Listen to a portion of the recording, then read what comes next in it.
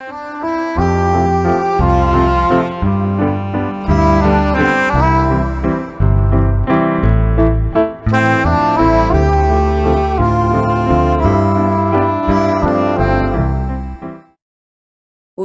은둔하고 있는 아들을 어떻게 해야 할까요? 2024년 3월 27일 부탄 답사 3일째 답지 님송 안녕하세요. 오늘은 부탄 답사 3일째 날입니다. 납치 치옥의 수원지와 농수로를 답사하고 님송 치옥의 가난한 집들을 방문하여 현황 조사를 하였습니다. 스님은 새벽 기도와 명상을 마친 후 아침 6시에 숙소에서 JTS 답사단과 함께 아침 식사를 하며 하루를 시작했습니다. 가져온 밥솥으로 직접 밥을 해서 아침을 먹었습니다. 식사를 마치고 한국에 있는 정토회 회원들을 위해 수행법회 생방송을 하기 위해 콜프개옥 사무소로 향했습니다. 우리나라의 면사무소에 해당하는 곳입니다. 아침 6시 10분에 법회 장소를 세팅하고 7시에 생방송을 시작했습니다. 한국 시간으로는 오전 10시에 정토회 회원들이 모두 화상회의 방에 입장하자 스님이 인사말을 했습니다. 저는 지금 부탄의 아주 깊은 산속 시골 마을에 와 있습니다. 부탄 8호 공항에서 여기까지 차로 10시간 이상 걸려 도착했습니다. 부탄의 중부 지역에 있는 트롱사주의 콜프개옥에 위치한 납치 마을이라는 곳인데 깊은 시골이라 오늘 방송을 하지 못할 줄 알았습니다. 그런데 마침 면사무소에 인터넷이 가능하다고 해서 지금 면사무소에 와서 여러분들을 만나고 있습니다. 과학기술 문명이 발달한 것이 이렇게 유용할 때가 있네요. 무엇보다 부탄이라는 가난한 나라가 시골까지 이런 설비를 갖췄다는 것 또한 놀랍다는 생각이 듭니다. 제가 부탄에 온 이유는 이곳 주민들의 열악한 삶을 개선하는 것이 첫 번째 목표입니다. 두 번째 목표는 가난한 사람을 돕되 계속 도와야 되는 것이 아니라 스스로 자립해서 살아갈 수 있도록 지속 가능한 개발을 하는 것입니다. 세 번째 목표는 지구 환경을 파괴하는 소비적인 삶의 방식이 아니고 최소한의 소비로도 만족할 수 있는 삶의 방식을 한 지역에 구현해 보는 것입니다. 그래서 이 먼 곳까지 와 있습니다. 이곳에 오는 과정이 좀 어렵습니다. 비행기 값을 절약하고자 JTS 실무자들은 상해를 거쳐서 방콕을 경유하여 오느라 시간이 많이 걸렸습니다. 저도 방콕을 경유하여 방글라데시 다카를 거쳐서 부탄에 도착했습니다. 공항에서 차를 대절하여 오다가 중간에 하룻밤을 자고 다시 출발하여 이곳에 도착했습니다. 여기까지 오는 과정을 영상으로 함께 보고 여러분들의 얘기를 듣겠습니다. 이어서 한국을 출발하여 부탄의 중부지역 트롱사종가까지 이동하는 과정을 영상으로 함께 보았습니다. 산을 넘고 강을 건너 정말 먼 길을 왔습니다. 영상이 끝나고 어제까지 답사한 결과를 스님이 간단하게 이야기해 주었습니다. 어제부터 본격적으로 답사를 시작했습니다. 산사태로 인해 농수로가 무너져서 올해 농사를 짓기 어려운 지역을 방문하여 현장 상황을 점검했습니다. 그래서 농사가 시작되는 5월 전에 수리를 해주기로 했고요. 그리고 마을을 방문하여 주민들이 어떻게 사는지 세세하게 살펴보았습니다. 모든 주민들이 못 사는 것은 아니었어요. 잘 사는 집은 세탁기도 있고 냉장고도 있어서 가난한 나라임에도 불구하고 급빈자들의 수가 비교적 적은 편이었습니다. 그럼에도 불구하고 집을 지을 돈이 없어서 환잣집에 사는 사람도 있고 부엌 시설이 없어 집안에서 불을 피우니까 집안에 연기가 가득한 집도 있었습니다. 그래서 오늘은 급빈자들의 집을 세세하게 살펴보기로 했습니다. 이렇게 현장 소식을 전한 후 사전에 질문을 신청한 분들과 대화를 나누었습니다. 4명이 스님에게 질문을 했습니다. 그중 1명은 아들이 사회공포증과 우울증으로 은둔한 지 5년째가 되어간다며 엄마로서 어떤 역할을 해야 하는지 스님의 조언을 구했습니다. 5년째 은둔하고 있는 아들을 어떻게 해야 할까요? 저에게는 고1 때 자퇴하고 사회공포증과 우울증으로 은둔한 지 5년째 되어가는 22살 아들이 있습니다. 아들은 중1 때 저와 남편에게 그동안 억압당한 분노를 폭발하였고 저는 증문즉서를 듣고 불법을 공부하며 아들이 살아있어서 감사하다는 마음으로 힘든 상황을 극복하며 살아가고 있습니다. 평소 아들은 제가 만든 음식은 맛이 없다고 거부하며 배달 음식과 과자, 음료 등의 인스턴트로 끼니를 해결해서 영양 상태가 매우 좋지 않고 심각한 저체중 상태입니다. 건강 관리가 되지 않아 치통으로 죽과 음료수 이외에는 음식 섭취가 어려운데도 치과 치료를 거부하고 있습니다. 저러다 아들이 잘못될 수도 있겠다는 불안감이 종종 올라오지만 저의 어리석음으로 인해 빚어진 인연과보를 기꺼이 받겠다는 마음으로 엄마로서 할 수 있는 최선을 다하기 위해 노력하고 있습니다. 하지만 이 또한 제 마음 편해지고자 하는 이기적인 태도라는 생각이 들고 아들에게 미안한 마음도 듭니다. 제가 지금 놓치고 있는 부분은 무엇일까요? 저의 행동이 또 다른 인연과보를 짓고 있는 건 아닐까요? 이 세상에는 내가 원하는 일이 다 이루어질 수 없습니다. 그런데 우리는 내가 원하는 일이 이루어질 수 있다고 집착을 하기 때문에 원하는 일이 이루어지지 않았을 때 괴로워하게 되는 겁니다. 원하는 일은 이루어질 수도 있고 이루어지지 않을 수도 있습니다. 이루어지면 다행이고 안 이루어지면 그만이에요. 그래도 이루고 싶으면 다시 도전하면 됩니다. 그런데 우리는 원하는 것이 이루어지지 않으면 괴로워합니다. 어떤 것을 원한다고 해서 괴로움이 생기는 것이 아니라 원하는 것을 이루어야 한다고 집착하기 때문에 이루어지지 않았을 때 괴로움이 생기는 거예요. 불교를 잘못 공부하면 내가 원하는 것을 하지 말라는 뜻으로 오해하게 됩니다. 반대로 상대가 나한테 원하는 것을 내가 다 해줄 수도 없어요. 그런데 우리는 상대가 원하는 것을 내가 못 해주면 때때로 죄책감을 느끼며 괴로워합니다. 인간의 능력은 무한한 것이 아니기 때문에 해줄 수 있는 건 해주고 못 해주는 건 그냥 죄송합니다 하고 말하면 됩니다. 지금 질문자는 아들이 내가 원하는 대로 안 된다는 것에 대한 답답함과 아들에게 내가 뭔가 도움이 안 된다고 하는 미안함, 두 가지 심리가 겹쳐 있습니다. 그래서 우왕좌왕하게 되는 거예요. 그래서 아들에 대해서 질문자가 원하는 바가 없어야 합니다. 설사 내가 원하는 바가 있다 하더라도 내 뜻대로 안 된다고 답답해하면 안 돼요. 방에서 나와서 외출했으면 좋겠다. 학교에 다녔으면 좋겠다. 밥을 먹었으면 좋겠다. 이런 기대심을 버려야 합니다. 아들이 싫다고 하는데 질문자가 바라는 걸 강제할 수 있을까요? 옛날에는 강제할 수 있었습니다. 그런데 현재는 아무리 자식이라 하더라도 법적으로 당사자의 의사에 반해서 어떤 것도 강제를 못하게 되어 있습니다. 그런데 우리는 자꾸 가족이라는 이름으로 강제할 수 있다고 생각합니다. 부모가 자식이 저러고 있는데 그냥 놔둬서 되나? 강제로라도 병원에 데려가서 고쳐야지. 자꾸 이렇게 생각하는 것은 잘못된 거예요. 권유는 할 수 있지만 아들이 안 해도 내가 강제할 수는 없습니다. 내가 하라는 대로 안 한다고 자식이 죽든지 말든지 알아서 하라고 내버려 두라는 뜻도 아니에요. 외면하지 말고 엄마 생각에는 이렇게 하는 게 더 좋아 보인다. 이렇게 권유는 하되 아들이 뭘 먹든 어떻게 하든 남을 해치지만 않으면 내버려 두라는 의미입니다. 왜냐하면 강제할 수가 없으니까요. 아들의 건강 상태가 안 좋은 것이 어머니로서 안타까운 마음이 들겠지만 방법이 없습니다. 그러니 저러다 죽으면 어쩌나 하면서 너무 안타까워할 필요가 없어요. 만약에 부모가 억지로 조치를 취해서 죽지 않고 살도록 한다 해도 나이가 들어 성인이 되면 결혼도 시키고 싶어질 것이고 직장도 다니도록 해주고 싶어질 겁니다. 그러다가 시간이 흘러 계속해서 아이가 자생력을 가지지 못하게 되면 그때 가서는 어떻게 할래요? 자생력이 없는 사람들은 사회가 요양원에서 보호하게 되어 있습니다. 부모가 보호할 수 있으면 계속 보호를 하겠지만 20살이 넘었는데도 부모가 더 이상 보호할 의향이 없거나 능력이 안 된다면 국가에서 보호를 해줍니다. 자생력도 없고 스스로 의지도 없어서 밥도 먹지 않고 지내다가 병약해져서 죽는다면 그것을 꼭 나쁘다고 볼 수 없습니다.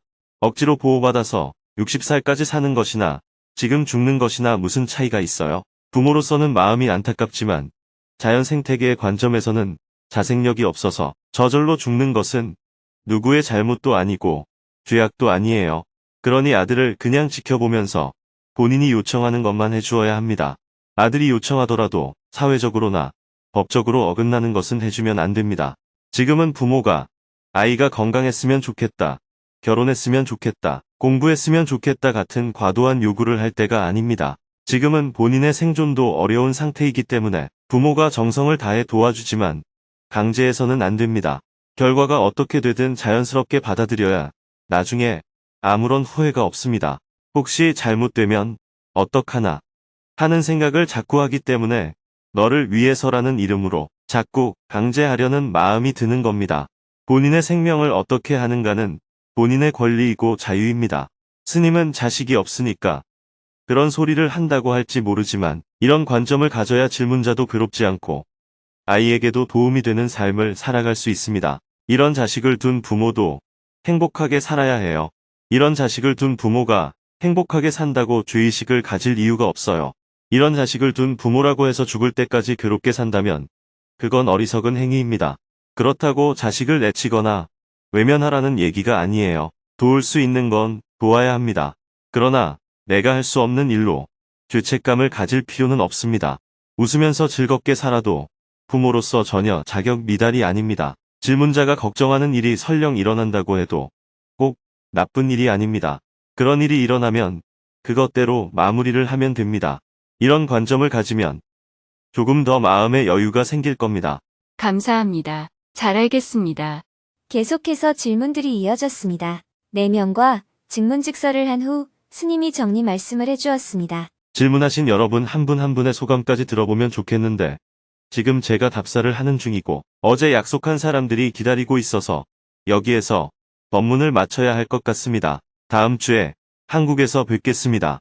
대화를 마치고 이후 프로그램은 사회자가 진행을 하고 스님은 서둘러 자리에서 일어났습니다. 방송 장비를 철수하고 7시 50분에 면사무소를 나와 숙소로 가서 운동화만 갈아 신고 어제 방문했던 납치 치옥으로 갔습니다. 부탄 내각 공무원들과 개옥의 리더와 부리더도 마을에 도착해 있었습니다. 반갑게 인사를 하고 곧바로 답사를 시작했습니다. 어제 답사를 다녀보니 길이 험해서 오늘은 한국에서 가져온 낫과 톱도 챙겨갔습니다. 스님은 본격적으로 답사를 시작하기 전에 길가에 버려진 나무를 주워 지팡이를 만들었습니다. 산책하기 딱 좋은 날씨네요. 스님은 지팡이를 짚고 경쾌하게 걷기 시작했습니다. 치옥 리더의 안내로 마을을 벗어나 산속으로 들어갔습니다. 외발로 걸어야 하는 좁고 미끄러운 수로를 따라 앞으로 나아갔습니다. 중간중간에 수로가 터진 부분이 보였습니다.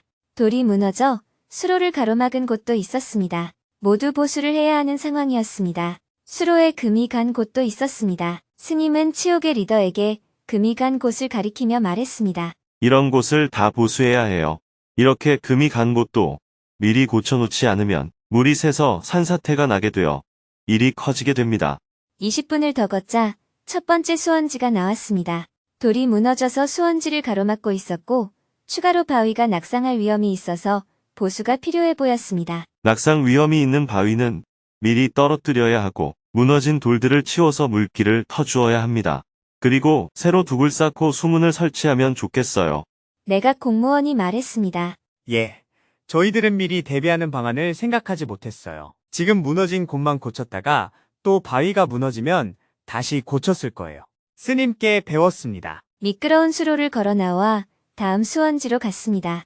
가파른 길을 오르고 내리고 정글을 헤쳐가며 50분을 더 걷자 두 번째 수원지가 나왔습니다. 여기는 수원지에서 물이 수로로 흐를 수 있도록 추가로 수로를 만들어서 연결을 해야 하고 가운데에는 수문을 만들어서 물길을 조절할 수 있도록 하면 좋겠어요. 다시 산길을 걷다가 세 번째 수원지에서 연결되어 나온 수로를 확인할 수 있었습니다. 수원지까지는 시간이 부족해 가보지 못하고 수로만 확인하고 다시 가던 길을 갔습니다. 골프치옥 사람들과 약속을 했기 때문에 골프치옥 수원지도 한번 봐야겠어요. 1시간을 산행하여 마지막으로 콜프치옥이 사용하고 있는 네 번째 수원지에 도착했습니다. 이곳은 수원지에서 3개의 수로를 연결하여 물을 사용하면 물이 부족할 때가 있어서 조금 떨어진 곳에 있는 다른 수원지에서 물을 가져와 2개의 수로를 연결해야 해서 수로를 어떻게 연결할지 아이디어가 필요했습니다. 스님이 가장 간단한 방법을 생각해내어 제안했습니다. 수로를 낮게 만들어서 건기에는 수로 쪽으로만 물이 자연적으로 갈 수 있도록 유도하고 우기에는 물이 넘쳐서 다른 쪽으로도 흐르도록 하면 좋겠어요. 수문을 만드는 것도 필요하고요. 부탄 공무원들이 잘 이해를 하지 못하자 스님이 수첩에 직접 그림을 그려가며 어떻게 수원지와 수로를 개선하면 좋을지 설명해 주었습니다. 네. 이제 이해했습니다. 수원지를 모두 둘러본 후 납치치옥 주민들이 논농사를 짓는 들판으로 가보았습니다. 가는 길에 여러 군데에 농사를 짓지 않고 비어있는 땅을 볼 수 있었습니다. 저런 땅은 왜 농사를 안 짓고 있어요? 외지 사람들이 땅을 구매한 것이어서 경작을 하지 않고 있습니다. 농사 짓지 않고 내버려 두는 것을 막기 위한 부탄 정부의 정책이 없어요. 토지세를 2배로 내도록 하는 정책이 있습니다. 마을에 거의 도착할 무렵이 되자 시멘트로 만들어진 수로가 보이지 않았습니다. 스님이 이유를 물었습니다.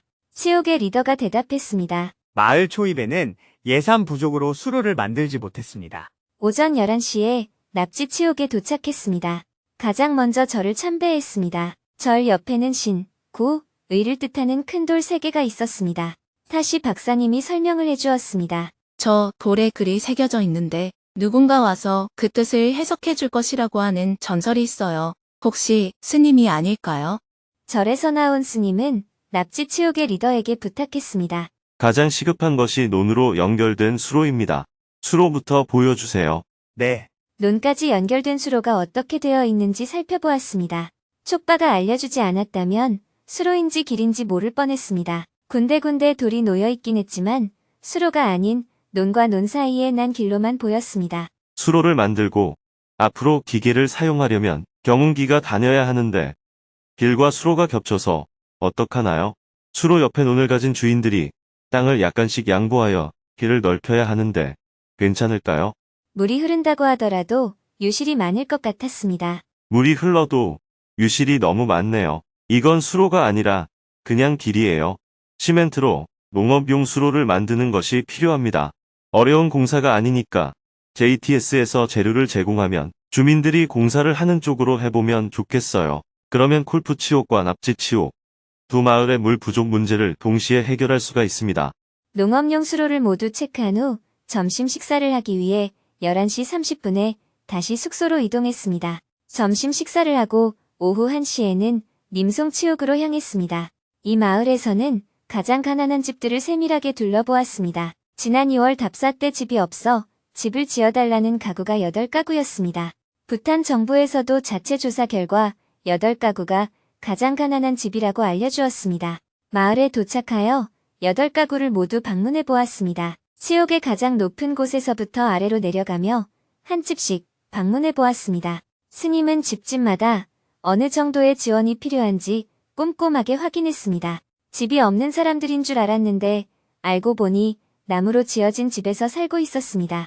부탄에서는 돌과 흙으로 지은 집이 아닌 나무로 지은 집을 임시 집이라고 생각해서 집이 없는 사람들이라고 표현한 것이었습니다. 첫 번째로 방문한 집은 벽체가 나무라는 것 외에는 집의 상태가 괜찮았습니다. 다음은 두 번째 집으로 찾아갔습니다. 스님이 아주머니에게 몇 가지 질문을 했습니다. 가족이 몇 명인가요? 6명이에요. 남편은 무슨 일을 하고 있나요? 심장이 아파서 인도에 치료받으러 갔어요. 부엌, 안방, 거실 등 꼼꼼하게 살펴보고 집을 나왔습니다. 다음은 세 번째 집으로 향했습니다. 집 안에 화덕이 있어서 그을음이 잔뜩 끼어 있었습니다. 특별히 열악해 보이는 것은 없었으나 다만 자기 소유의 땅에 지은 것이 아닌 불법 건축물이라는 점이 문제였습니다. 자신의 땅에 새로 집을 짓는 것이 필요한 상황이었습니다. 이동하는 중에 님숑 마을의 학교가 나타났습니다. 수업하는 교실을 방문하여 아이들과 대화를 나누었습니다. 스님은 아이들에게 수학 문제를 칠판에 적고 풀어보도록 했습니다. 아이들은 스님이 낸 문제를 제대로 풀지 못했습니다. 스님이 계산하는 방법을 알려주었습니다. 스님은 아이들에게 몇 가지 질문을 했습니다. 무엇이 가장 필요해요? 아이들은 선뜻 대답을 하지 못했습니다. 그러자 교장 선생님이 부탄말로 대답하라고 독려를 하자 그제서야 아이들이 대답을 했습니다. 노트북과 스마트 TV가 필요합니다. 교장 선생님도 노트북과 스마트 TV가 필요하다고 다시 한번 강조했습니다. 코로나 이후 교육의 내용이 전부 디지털화되는 것이 많아서 노트북과 스마트 TV가 꼭 필요합니다. 교장 선생님과 대화를 나눈 후 컴퓨터실을 둘러보았습니다. 가장 학생 수가 많은 학년은 12명인데 컴퓨터실에는 노트북이 6개가 있었습니다. 6개를 추가로 지원해주면 한 대씩 사용할 수 있다고 했습니다. 나름대로 도서관도 갖추고 있고 빔 프로젝트도 구비하고 있었습니다. 교실 외벽에는 GNH를 도식화한 그림이 그려져 있었습니다. 학교를 나와 보건소로 이동했습니다. 보건소에는 마을 사람들이 축복을 받기 위해 줄지어 서 있었습니다. 스님은 한 분씩 조심스럽게 머리 위에 손을 얹어주었습니다. 보건소에는 마을 사람들이 스님을 환대하는 의미로 직접 짠 우유와 천연으로 염색한 삶은 계란을 준비해 두었습니다. JTS 답사단이 자리에 앉자 마을 사람들은 따뜻한 차를 한 잔씩 내주었습니다. 잠시 휴식한 후 다시 보건소를 나와 가구 방문을 이어갔습니다. 다음은 네 번째 집으로 향했습니다. 지난 2월 답사 때 스님이 방문했던 집이었습니다. 이 집은 다시 집을 지어주어야 할 정도로 매우 열악했습니다. 다음은 5번째 집으로 향했습니다. 70대 노인이 혼자서 살고 있었습니다. 집안 내부를 둘러본 후 다음 집으로 이동했습니다. 6번째 집에 도착하여 내부와 외부를 살펴보았습니다. 처마가 낮다는 것 외에는 집에 보유한 나무가 많아 리모델링을 조금 더 하면 보완이 될 것 같았습니다. 집주인은 전기함이 근처에 있으나 전선을 살 돈이 없어서 전기 연결을 못하고 있다고 호소했습니다. 손바닥만한 태양열판 2개로 핸드폰을 충전한다고 했습니다. 다음은 7번째 집을 방문했습니다. 집은 괜찮았지만 정부 소유의 땅이라 집을 새로 짓기보다는 땅 소유 문제를 해결하는 것이 필요해 보였습니다. 마지막으로 8번째 집으로 향했습니다. 집을 짓다가 중단이 된 상태였습니다. 자초지종을 물어보니 아주머니가 대답했습니다. 남편이 집을 짓다가 병에 걸려서 지금은 여동생의 집에 가서 살고 있습니다. 저 혼자서 어머니와 아이 4명을 데리고 생활하고 있어요. 곧 있으면 우기가 닥칠 텐데 덜 지은 집에서 어떻게 살아갈지 우려가 많이 되었습니다. 실제로 8가구를 모두 확인을 해보니 6곳은 나무로 지어진 집을 돌과 흙으로 다시 지어달라는 것이었고, 한 곳은 땅 문제를 해결해달라는 것이었고, 한 곳은 집을 짓다가 중단이 되어서 마저 지어달라는 것이었습니다. 8번째 집을 보고 나오는데 한 가족이 다가와 스님에게 귀한 선물을 건넸습니다. 손수 말린 고추 한 바구니와 기침에 좋은 꽃 한 바구니에 계란이 올려져 있었습니다. 스님은 정중하게 선물을 받은 후 축원을 하며 다시 돌려주었습니다. 고맙습니다. 그런데 제가 지금 답사 중이라 이 선물을 가져갈 수가 없어요. 다시 돌려드리겠습니다. 건강하시고 하시는 일마다 잘 되시길 바랍니다.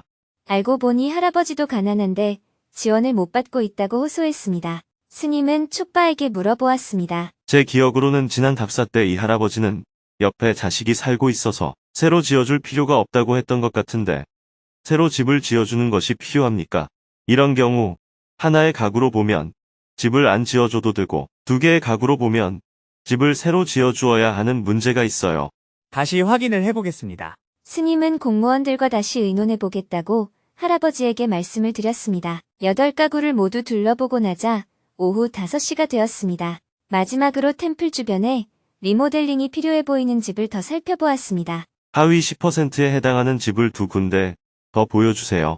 집을 2곳을 더 살펴보고 나서 오늘 답사를 마쳤습니다. 가장 가난한 집들을 꼼꼼하게 살펴보았지만 어느 집을 샘플로 정해서 리모델링을 해야 할지 정하지 못했습니다. 내일 랑덜비 치옥을 가본 후에 어느 집을 샘플로 정할지 결정하기로 했습니다. 오늘은 오전에는 수원지를 둘러보고 오후에는 각 집을 방문하느라 하루 종일 걸었습니다. 스님은 차에 오르며 말했습니다. 아이고, 정말 피곤하네요. 차를 타고 돌아오며 스님은 실무자에게 저녁 회의 때 어떤 점을 중점적으로 다룰지 의견을 나누었습니다. 숙소에 도착하니 어느덧 해가 지고 저녁 6시 40분이 되었습니다. 어제처럼 곧바로 부탄 정부 관계자들과 회의를 했습니다. 먼저 스님이 오늘 답사를 하고 온 소감과 향후 계획에 대해 자세하게 설명을 해주었습니다. 오늘 가장 가난한 집 8곳을 살펴보았습니다. 돌과 흙으로 지은 것이 아니라는 측면에서는 임시 가옥에 해당하는데 그게 아니라면 3곳을 제외하고 나머지는 집이 괜찮은 편에 속했습니다. 나무로 지었다는 게 문제라면 문제겠죠. 그러나 돌과 흙으로 지어야 한다면 전부 새로 집을 지어 주어야 할 것 같습니다. 다만 6번째 집은 전기만 연결해주면 되지 새로 지어 주어야 할 정도는 아닌 것 같았어요. 그 집은 나무도 많이 갖고 있어서 조금만 보완을 해주면 될 것 같습니다. 마지막에 마을을 나오다가 한잣집을 하나 봤는데 돌을 키우는 임시 가옥인지 사람이 사는 집인지 확인이 필요해 보였습니다. 이어서 어제 콜프치옥에서 화재가 났을 때 어떻게 방화수를 확보할 것인지에 대해 스님이 아이디어를 이야기해 주었습니다. 마을에서 가장 높은 곳에 물탱크를 설치해서 아래로 큰 파이프를 한 줄로 연결하고 중간중간에 연결 부위를 마련하여 화재가 났을 때 긴 호스를 연결해서 방화수로 사용할 수 있게 하면 될 것 같습니다. 실무자들이 이해를 하지 못하자 스님이 직접 수첩에 그림을 그려가며 설명을 해주었습니다. 다른 마을은 집이 떨어져 있는데 골프치옥은 집이 다닥다닥 붙어 있어서 화재의 위험이 많아 보였습니다. 맨 위에 물탱크를 설치하면 방화수를 확보할 수 있을 것 같습니다. 물탱크를 2개 만들어서 하나는 일상적인 식수로 사용하도록 집집마다 연결하고 하나는 방화수로만 사용하도록 하면 됩니다. 정부에서 재난관리 시스템이 마련되어 있기 때문에 확인해보고 스님의 제안대로 방안을 마련해보겠습니다. 스님의 이야기를 듣고 부탄 정부 관계자들이 각자 의견을 이야기했습니다. 가장 쟁점은 어느 집을 샘플로 정해서 리모델링을 해볼지에 대한 것이었습니다. 토론이 오가는 가운데 마지막으로 스님이 의견을 이야기해 주었습니다. 아직 최종적으로 어느 집을 샘플로 수리할지 결정을 못했습니다. 왜냐하면 적당한 집을 찾지 못했어요. 오히려 내일 랑덜비 치옥까지 답사를 해보고 랑덜비 치옥에 샘플을 하나 정하는 것도 고려해 봐야 할 것 같습니다. JTS가 이번 답사에서 해보고자 하는 것은 하위 10% 가구들의 내부를 어떻게 리모델링할 것인지에 대한 샘플을 만드는 것입니다. 올해 안에 시범 사업으로 해보고자 하는 것은 하나의 치옥 전체를 리모델링해 보겠다는 것이고요. 그리고 5년 계획으로는 종각 안에 있는 모든 집을 리모델링해 보겠다는 것입니다. 1시간 동안 토론을 한 후 스님은 함께 동행하고 있는 22살이 된 신참 공무원에게 소감을 물었습니다. 스님과 함께 마을을 다녀본 소감이 어때요? 저에게 새로운 경험이었습니다. 주민들이 어떻게 돈을 벌고 생계를 유지하는지 처음 배웠습니다. 사무실에 돌아가면 저의 경험을 이야기하고 열심히 일하라고 말할 겁니다. 스님은 어려운 사람을 지원할 때 어떤 점을 유의해야 하는지 자상하게 알려주었습니다. 이 프로젝트가 시작되면 부탄의 많은 청년들을 자원봉사자로 모집해야 합니다. 스님이 생각할 때는 부탄 청년들이 자꾸 호주에 돈 벌러 가려고 하지 말고 이 프로젝트를 함께 하면 좋겠어요. 어려운 사람을 도울 때 가져야 할 마음가짐. 앞으로 정부 관리가 되면 주민들의 어려움을 해결해주기 위해 노력해야 하지만 그렇다고 모든 어려움을 다 해결해줄 수는 없습니다. 주민들 사이에 균형을 항상 맞춰주어야 해요. 이 집이 어렵다고 도와주면 저 집에서 불만이 생깁니다. 집이 없는 사람에게 새로 집을 지어줄 때도 집이 있는 사람들보다 더 좋은 집을 지어주면 집이 있는 사람들이 불만을 가집니다. 그래서 집을 잘 짓는다고 해서 좋은 것이 아닙니다. 마을 전체의 균형을 고려하는 것이 더 중요합니다. 가난한 사람에게 집을 지어주었을 때 마을 사람들이 함께 기뻐할 수 있는 정도의 집을 지어주어야 합니다. 집을 가진 사람들이 차라리 집이 없는 게 더 좋았겠다 하면서 기분 나빠하면 안 됩니다. 자칫 잘못하면 집이 없어야 정부가 새로 집을 지어준다. 이렇게 생각하게 될 소지가 있습니다. 첫째, 어려운 사람을 돕는 마음이 있어야 합니다. 둘째, 어려운 사람을 돕더라도 항상 전체를 보고 균형을 잡아야 합니다. 셋째, 그 효과를 항상 고려해야 합니다. 어떤 투자를 할 때는 그것이 얼마나 많은 사람들에게 이익이 되는지를 생각해야 합니다. 한두 사람에게 너무 많은 혜택이 돌아가는 것은 올바른 지원 방식이 아닙니다. 넷째, 도와주고 싶은데 여력이 부족해서 못 도와줄 때는 너무 죄책감을 가져서는 안 됩니다. 왜냐하면 우리가 모든 일을 할 수가 없기 때문입니다. 그러나 항상 최선을 다해야 합니다. 균형을 잡는 것에 집중하면 어려운 사람을 돕는 따뜻한 마음이 없어질 수 있고 따뜻한 마음에 집중하면 균형 잡는 것을 놓칠 수가 있습니다. 말은 쉽지만 실제로는 굉장히 어렵습니다. 이 사이에서 다시 균형을 잡아 나가야 합니다. 네, 명심하겠습니다. 회의를 마치고 나니 저녁 8시가 다 되었습니다. 오늘도 길고 긴 하루였습니다. 내각 공무원인 린첸님이 웃으며 말했습니다. 아주 긴 하루였네요. 신참 공무원은 웃으며 한국어로 인사를 했습니다. 감사합니다. 내일은 오전에 님송 치옥에 다시 가서 야생동물 퇴치 문제와 농업용수 문제를 더 살펴보고 오후에는 랑덜비 치옥으로 이동하여 답사를 계속 이어갈 예정입니다.